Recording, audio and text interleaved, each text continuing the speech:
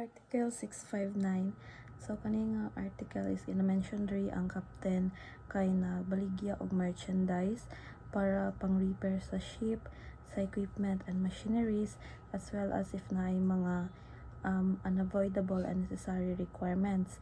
Pero ang bayaran lang sa captain kay magdepende sa success sa iyang voyage or biyahe.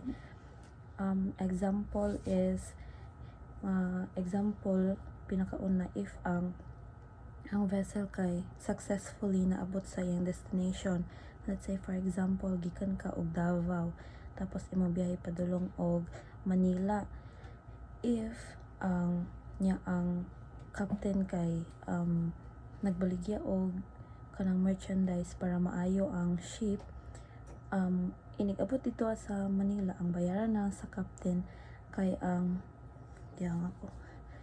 bayaran sa captain kay ang full value sa iyang gibaligya or sa merchandise og ang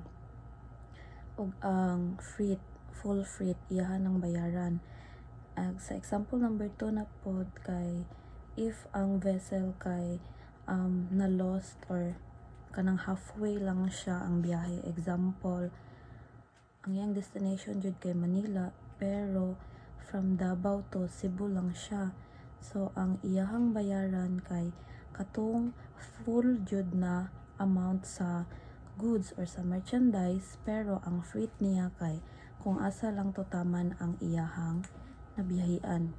If Davao to Cebu lang, kato lang na freight ang iyang bayaran, ang bayaran sa captain. Mo to.